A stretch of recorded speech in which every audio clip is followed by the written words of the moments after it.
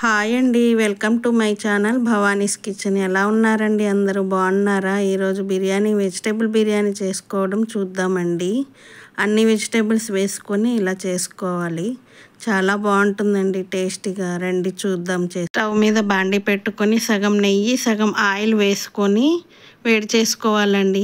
అది బాగా వేడయ్యాక ఒక పెద్ద బిర్యానీ ఆకు కూడా కడుక్కొని పెట్టుకోవాలి శుభ్రంగా. దాని మీద దుమ్ము ఉంటుందండి, నీట్గా కడుక్కొని వేసుకోవాలి. ముందుగా మనం ఈ కాయగూరలన్నీ శుభ్రంగా కడుక్కొని ఇలా రెడీ చేసి పెట్టుకోవాలి, నేను చూపించినవి. ఆయిల్ వేడెక్కాక ఒక బిర్యానీ ఆకు పచ్చిమిర్చి వేసుకోవాలండి.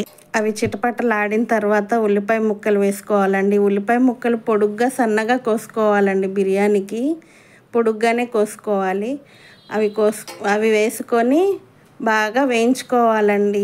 ఎర్రగా రావాలి, మాడిపోకూడదు, అలానే పచ్చిగా ఉండకూడదు. చక్కగా బంగారు రంగులోకి రావాలండి ఉల్లిపాయ ముక్కలన్నీ. ఇక్కడ నేను చూపిస్తున్న విధంగా మంచి బంగారు రంగులోకి వచ్చినాక ఒక స్పూన్ అల్లం వెల్లుల్లి పేస్ట్ కూడా వేసుకోవాలి. రైస్లోకి ఎక్కువ అవసరం లేదండి, అల్లం వెల్లుల్లి పేస్ట్ 1 స్పూన్ చాలు. అది వేసుకొని అది కూడా పచ్చివాసన పోయేంత వరకు బాగా వేయించుకోవాలి.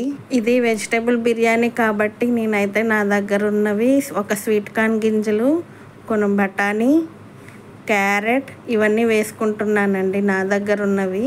మీరు కావాలంటే ఫ్రెంచ్ బీన్స్, క్యాప్సికమ్ పెద్ద పెద్ద ముక్కలు కొంచెం, అవి తొందరగా ఉడుకుతాయి కాబట్టి అవైతే కొంచెం పెద్ద ముక్కలే వేసేసుకోవచ్చు. నేను ఇలా నా దగ్గర ఉన్నవి వేసుకుంటున్నానండి. ఇలా అల్లం వెల్లుల్లి పేస్ట్, ఉల్లిపాయ బాగా ఎర్రగా వేగిన తర్వాత పుదీనా, కొత్తిమీర శుభ్రంగా కడుక్కొని సన్నగా తరిగి వేసుకోవాలండి. ఇలా ఇందులో పచ్చివాసన కూడా పోయేంత వరకు బాగా వేయించుకోవాలి. పుదీనా, కొత్తిమీర బాగా వేయించుకుంటేనే బాగుంటుందండి, మంచి వాసన వస్తుంది. ఒకసారి టేస్ట్ చేయండి ఇలా చేసుకొని, చాలా బాగుంటుంది.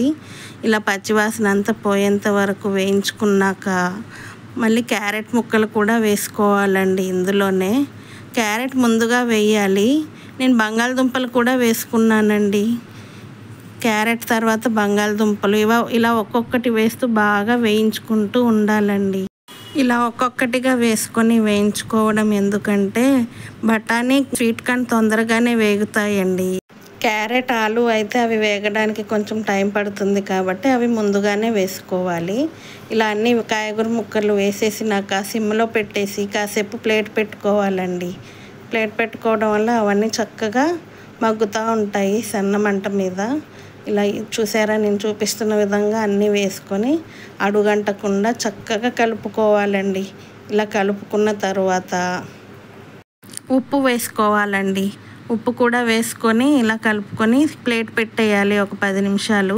10 నిమిషాల తర్వాత ఇలా ఉంటుందన్నమాట, నేను చూపిస్తున్న విధంగా చక్కగా మగ్గిపోయి. అప్పుడు హోల్ గరం మసాలా పౌడర్ చేసి వేసుకుంటున్నానండి. మా ఇంట్లో మొత్తంగా పెద్ద పెద్దగా వేస్తే గరం మసాలా ముక్కలు తినరు కాబట్టి నేను పౌడర్ చేసి వేసుకుంటున్నాను. మీరైతే కావాలంటే అవి ముందుగానే ఆయిల్లో వేసేసుకోవచ్చు. చెక్క, లవంగాలు, యాలకులు, అనాస పువ్వు, జాపత్రి ఇలా ఇవన్నీ ఒక గ్లాసుకి 3 చొప్పున వేసుకోవాలండి. ఎన్ని గ్లాసుల రైస్ అయితే అలా వేసుకోవాలి. గరం మసాలా వేసిన తర్వాత ధనియాలు, గసగసాలు వేయించి పౌడర్ చేసుకున్న ఆ పౌడరు 1 గ్లాసుకి 1 చిన్న స్పూన్తో 1 స్పూను లెక్కన మనం ఎన్ని గ్లాసు రైస్ అయితే అంత అది కూడా వేసుకొని ఇలా బాగా కలుపుకోవాలి. ఈ రైస్ మీరు వేడివేడిగా ఉత్తిగా అన్నా తినొచ్చండి. లేదు సైడ్ డిష్గా మాకు కర్రీ ఏమైనా కావాలి అనుకుంటే కుర్మా చేసుకొని తినొచ్చు, లేదంటే సాంబార్తో కూడా బాగుంటుందండి. లేదంటే నాన్ వెజ్ కర్రీస్ మనకి ఏది ఇష్టమైతే అది చేసుకొని తినొచ్చు. అవన్నీ వేగిన తర్వాత నేను ఇప్పుడు కొబ్బరి పాలు పోసుకున్నాను, చూసారా?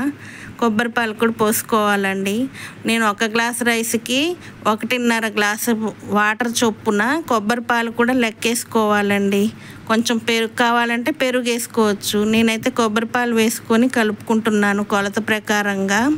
ఆ కొబ్బరి పాలు కూడా కొంచెం అలాగ వేయించిన తర్వాత రైస్ వేసుకోవాలండి. రైస్ ఒకసారి వేసి బాగా కలుపుకోవాలి ఆ పాలల్లో, ఇలా నేను చూపిస్తున్న విధంగా.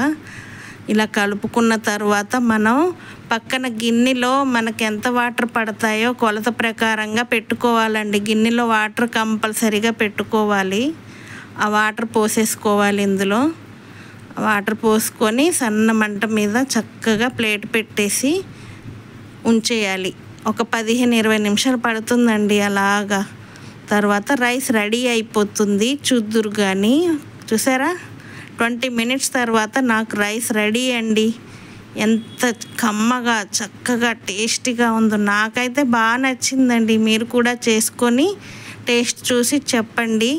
ఒకసారి సాల్ట్ చెక్ చేసుకొని మన రుచికి సరిపడినంత సాల్ట్ కూడా వేసుకొని ఇలా చక్కగా కలుపుకోవాలండి. ఇలా కలుపుకొని మళ్ళీ సిమ్లో పెట్టి మూత పెట్టేసుకోవాలి ఒకసారి. ఇది 1 పాట్ రెసిపీ కాబట్టి సైడ్ డిష్ కర్రీ లేకపోయినా ఇలా వేడివేడిగా చాలా బాగుంటుంది.